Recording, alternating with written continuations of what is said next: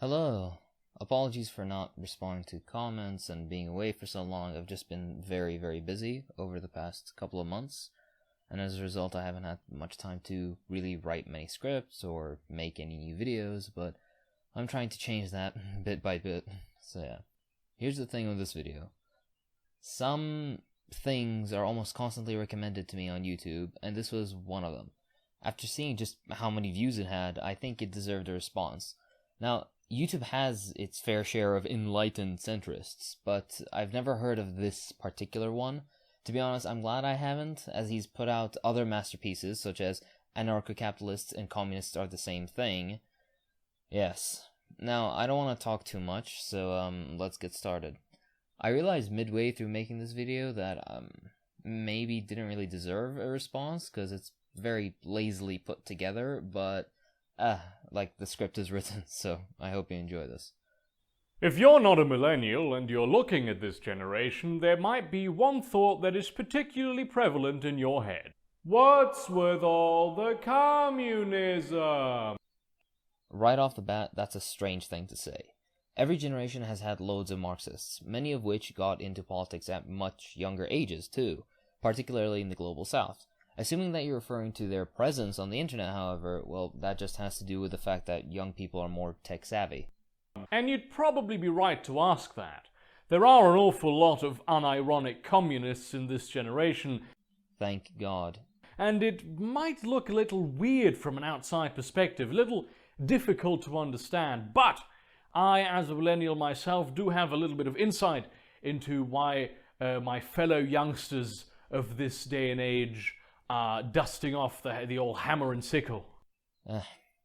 You'll see a lot of this throughout his long video. A lot of past tense and implying antiqueness, as if it's something old and gone that some have just picked up again after many years of it being abandoned. I don't know where you've been, but communists stuck around, again, particularly in the global south. This isn't some idea that died and came back. This is an idea that continues to gather momentum despite numerous setbacks and all the odds stacked against it. Just to make this clear, I'm not a communist. I think communism is a terrible idea, as evidenced by, every single country that's ever tried it. Should we pull out the stats?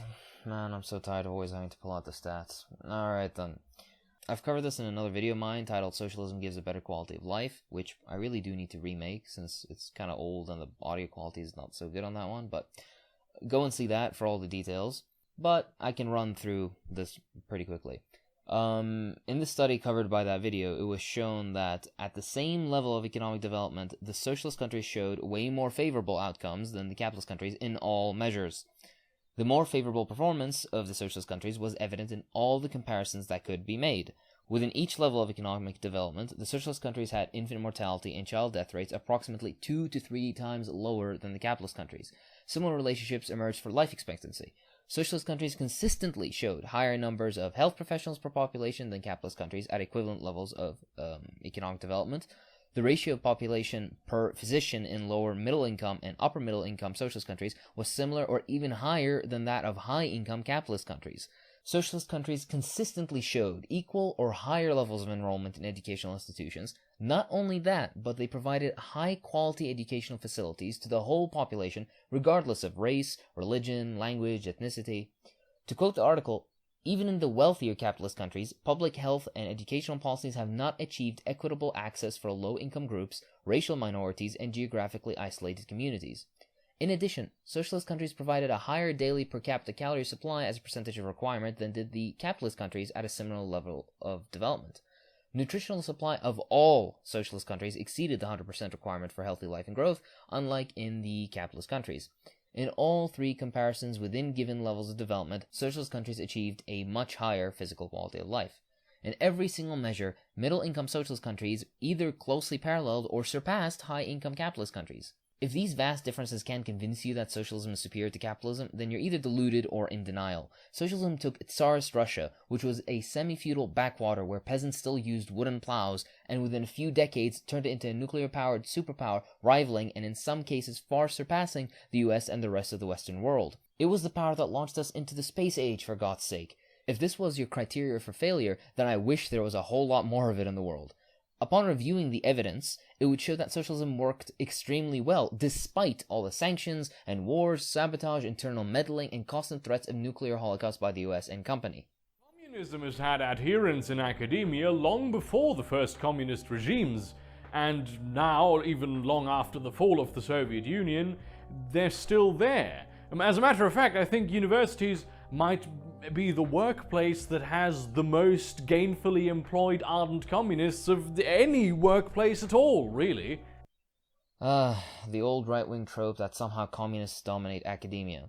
Despite the fact that no statistic has ever proven that, anyone who has attended university, particularly in the West, but also elsewhere, can testify to how anti-communist professors were. Undeniably, some of the greatest thinkers of the modern world have been socialists and Marxists, and hence not studying them would be a crime against humanity's knowledge, but that doesn't mean Marxism rules over universities. A much more accurate statement would be that liberals, both of the right variety and the left, quote-unquote left, dominate universities, and that would be correct. Keep in mind that Marxists aren't particularly fond of liberals, and Marxists are not liberals. Also, have you ever been to a mine, a factory, hell, even an old cubicle-type office? Where there are workers, there are communists. Simple as that. I'd argue that universities have a relatively low number of Marxists as staff.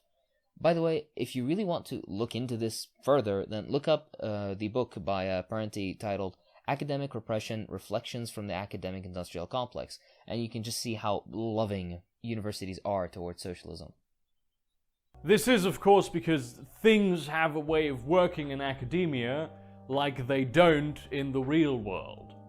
That's why capitalism is taught at economics and business courses as a brilliant, mutually beneficial system for all, rather than how it is in the real world, an exploitative and destructive system bent on commodification of everything for further and further pursuit of profit, no matter the cost to people or the environment. And that is completely alright. I mean, after all, we pay these people to think about complex hypotheticals and weird mental constructs, and generally just philosophy stew, and many good things come of them doing what they do. They're just not as often as readily applicable or as obviously applicable as advances in engineering or medical science. But like engineering, occasionally, the academic ideas are tested against the real world, and then they result in gulags. Oh boy, here we go, the spooky word gulag. It sounds foreign and strange, so must be evil. No, they were simply prisons where inmates did labor until their sentence was finished. Wouldn't you say that's better than having prisoners sit around wasting decades worth of tax money? It's already been proven time and time again that gulags were nothing less than prisons, with the vast majority of inmates being the usual, murderers and thieves and rapists and the like. They did labor for a maximum sentence of 10 years, were rehabilitated, and then let back into society. Even the rabid anti-communist Solzhenitsyn got complete treatment for his cancer while in these horrible gulags. Researchers like Thurston have written extensively on this topic. Hell, I'll even throw in a link where you can review dozens of sources, from even the biggest anti-communists such as Conquest, that testify against the hellhole gulag trope. The Finnish Bolshevik also has excellent videos covering how Western countries also had gulags far worse than the Soviet Union. Need I remind you that the US has the highest prison population in the world? Need I remind you of all the rape, humiliation, and torture that goes on in American prisons? Need I remind you of all the people thrown en masse into prisons on trumped-up charges and minor offenses, all in the interest of profit? To even make the point shows that you're either a hypocrite or ignorant. And you would expect these academics to go, well, that didn't work, and then just move on, and some did and do. But unfortunately, the same human nature that turned the Soviet Union into a cesspit of misery is holding these people back from adopting new ideas. Oh, for God's sake, when will you guys get new arguments? Really, the human nature nonsense is... I could tell you to go read Mutual Aid by Kropotkin, or really any book on anthropology, but I'll do even better. Human beings are a naturally cooperating species. That's the only way we managed to get this far. I don't think that's a particularly controversial statement to make. The only way anyone can get anywhere is through cooperation, whether you like it or not. Capitalism has existed for, at most, 400 years of human history. Primitive society, which we call primitive communism in economic terms, existed for tens of thousands, if not hundreds of thousands of years. You tell me, what do you really think guides human nature? A few centuries or all of human history? Also, I could mention the relationship of economic base to superstructure and talk about how people's perceptions, ideas, etc. are shaped by their socioeconomic environment, but that you can easily look up on your own. It's hilarious how he's saying that these imaginary academics are holding on to these outdated ideas so strongly, when he himself is clinging to the weakest possible arguments that the simplest Google research would debunk. When you can construct your own world in your mind, it's easy to rationalize this shit away, right? You can just say, well, communism wasn't done right all the times it didn't work. And if it was done like exactly this way that I have in mind, and just everyone stuck together and helped each other and pulled the same way, then it would work for sure. Except there are established theories and rules that govern political economy. This isn't something people just conjure up in their mind. This is based on accumulated human experience and rigorous research. Also, another outdated and thoroughly debunked argument, the not real communism bullshit, makes a showing. Lovely. The fact is that no Marxist makes these arguments. Socialism was wildly successful, even with all the odds stacked against it. To be honest, I've never met any Marxists say not real communism. I only see anti-communists pretending like some make this argument. In reality, it's usually these same anti-communists who'll say things like not real capitalism or corporatism to try and hide the fact that capitalism is a horrific system. Jesus, I'm only 3 minutes in. If only humanity were a little less human, then communism would work. Hence why you have a lot of academics who are communists at universities. But what the fuck does that have to do with millennials? Well, I'll tell you. Most of these millennial communists come from university academia, where communist ideology has been taught for decades. Really? Has ever seen any educational institute speak of ideology or history? It's always capitalism is amazing, communism is horrible, repeated over and over. From elementary school till the postgraduate level. Open any school history book, like a high school book for example, and you'll see the obvious obscuring of facts and the constant lying about socialism. Even I remember the nonsense they used to tell us when I was in high school, for God's sake. Also, all commies are first world white college students is a silly and ignorant Cold Warrior trope that has no grounding in reality. In every generation of students, there were some that fell for it, right? They then became communist academics themselves and passed the torch and made sure that the teachings went on. But despite all the many different packagings that it has tried, communism never really caught on with the general student body. Ever heard of 1968? But now, we have this sudden explosion of communists all over the West, in all the universities, right? Everybody's buying fucking fur hats and Kalashnikovs, if fur hats are pink hair dye and Kalashnikovs are iPhones. Here's where he's going with this. SJWs. Buddy, those aren't communists. Pick up a book and learn about the thing you're criticizing before you open your mouth. That way you don't come off as an arrogant and ignorant douche. They have stolen the mantle of the actually quite noble idea of social justice and turned it into full-blown fucking Marxism, packaged as, something that is generally considered to be a good thing. And, let's just say something like that does not happen in a vacuum. No, this happened because communism hit fertile soil with the millennial generation. Communists hit fertile soil with the proletariat everywhere across all generations. Again, the fact that you don't know this shows just how little you've researched this. Were you trying to capitalize on some extra right-wing bend YouTube was on for like a month or something? Right?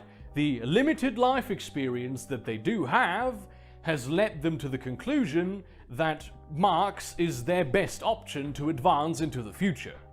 The usual, haha, you're just kids, you have no idea what you're talking about line.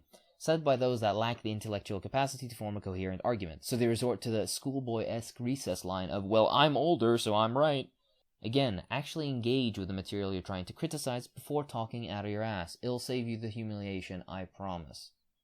Oftentimes the explanation is that millennials are just spoiled and lazy, and they want the government to give them everything for free, but that's not really the true reason. Imagine, for a moment, being a millennial, right? You weren't born to rich parents because, let's be fucking honest here, few people are, right? You just have a normal, regular, old, middle-class background. You're not super rich, but you also never had to experience hunger. At this point, I'm assuming he's talking only about those in the West. Are you fucking thick or something? Middle class? Never experienced hunger? Have you ever looked at poverty stats in the US? The UK even? Just because you were one of those decently well-off doesn't mean everyone is, buddy. You've spent all your life in a terrible school system that has taught you nothing about anything and was generally just creativity strangling conformity training, right?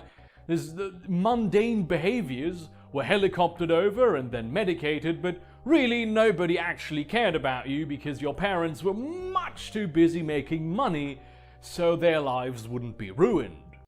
Now he's arguing for socialism without even realizing it. Yes, alienation is a horrible thing and is a direct result of capitalism. If you want to get rid of it, you need to get rid of capitalism. Not exactly a hard concept to grasp. And now that you're fresh out of high school, you need to make an impossible financial commitment to knowing what you're going to do for the rest of your entire life, which is something you haven't had the time to think about because you were too busy memorizing useless information in high school. Now that you've made this decision based upon your non-existent life experience, welcome to the nightmare that is High School 2.0, or as most people like to call it, college. Because no, university life is not all about frat parties and weed, bro!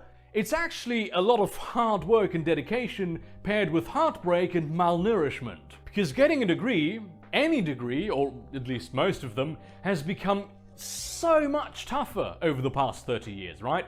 You have to put in more hours in the day of work, you have to perform to much higher levels, you have to tread lightly with what you say because of, somewhat unrelated reasons, right? The point is, free time is generally not something that students have.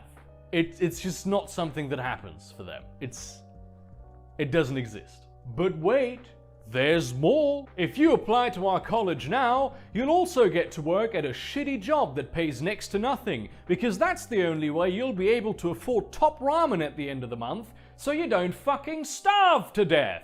Your parents can't help you. They need all their dwindling cash to make sure they have enough money for retirement, and also to ensure that the bank doesn't foreclose on their fucking house. Again, arguing for socialism. Seriously, man, we're on the same page. If I repackaged some socialist rhetoric to avoid any obvious political connotations, you'd be fully on board. In fact, the vast majority of the population usually is. But instead, you're letting the ruling class do the thinking for you, telling you what to like and what to vehemently dislike, despite it being in your best interest. You can't be at uni, have a job to pay the bills, and be anything outside that. It just doesn't work. Everything pays less, everything costs more, and everything is more difficult to do. And when you leave college, you are now settled with such a monumental debt that it is so much negative money that you could buy an anti-mansion from it, right? In anti-Beverly Hills. That's how much anti-money that is. And unless you have a really rich daddy or mummy, you're not going to be starting a business.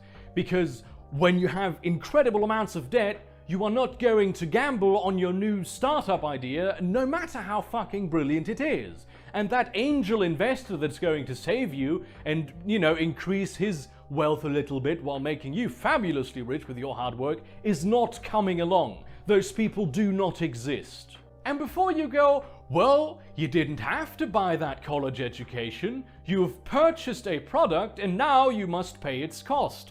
Try being a millennial and getting a job that is better than Walmart without having gone to university.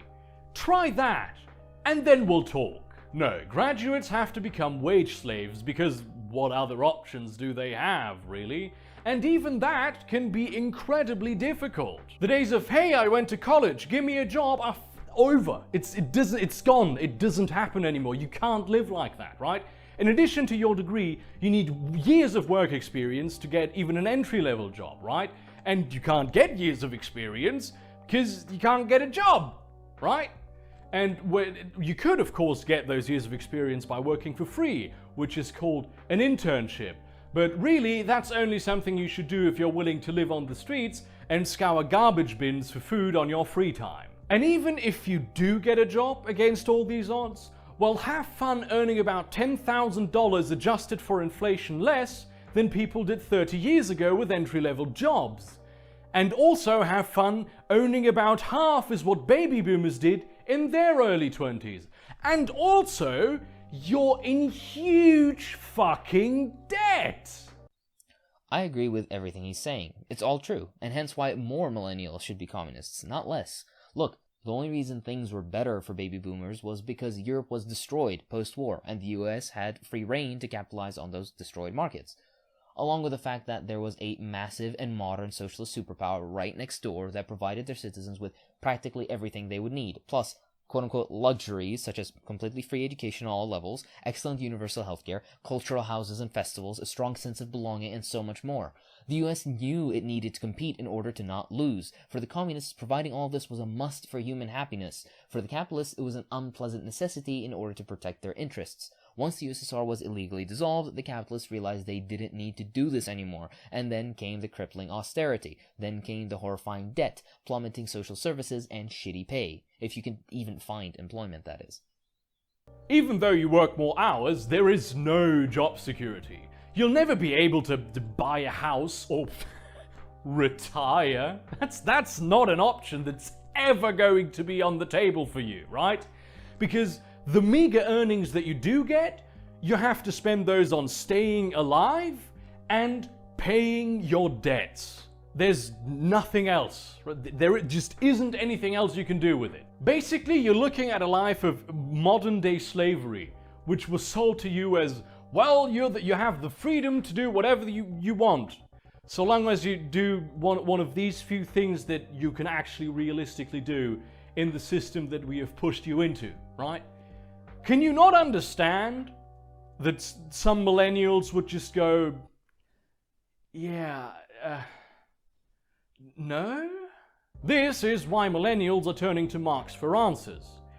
This is why all of humanity has, across every single culture, nationality, and religion, turned to Marx at one point or another. That's because his analysis is the most profound and his solutions make the most sense. No one would ever believe in trickle-down economics and other sort of nonsense when they've read even the simplest of Marx's works, because Marx breaks all of these illusions. They have borne the brunt of the worst economic crisis since the Great Depression. And yes, many people lost many things, but millennials in general just lost their entire future. That's what they paid for, even though they had nothing to do with creating this crisis. And the next crisis is just around the corner, because governments are bought and paid for by banks. Exactly. The boom and bust cycles are an inherent part of capitalism. If you want to end these horrific depressions that ruin millions of people's lives every few years, you need to end capitalism. There isn't any way of getting around it. Also, the overpriced education they got is worth nothing. But also, it's not optional. They see that all this great economic growth that's happened over the past few decades, it's all gone to the top 5% of people. The rest of them got scraps, right? The middle class, where their parents come from, the life they'll never have, it's disappearing, and it's not disappearing upward. That's not what's happening. And they also see that none of this is going to change, because the older generations just go, yeah, this is completely okay. I'll be dead soon anyway, so what do I care? I have money. So millennials think to themselves, hey, how about, instead of me being a slave to this system I did not create, I try building this utopia I found in a book. Oh geez, and we're back to this nonsense. First of all, read Socialism, Utopian, and Scientific by Engels to clear this up. Marx and Engels spent their lives differentiating themselves from utopian socialists, so read what they have said.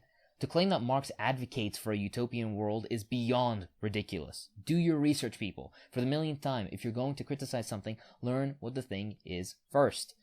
I promise you, just look into Marx's works. He makes a lot of sense. He's not some spooky boogeyman, alright? He's just a guy who tried to analyze capitalism, and his analysis proved to be incredibly profound. What could possibly go wrong? I don't know. I have never experienced any of it. They don't know about the horrors of communism.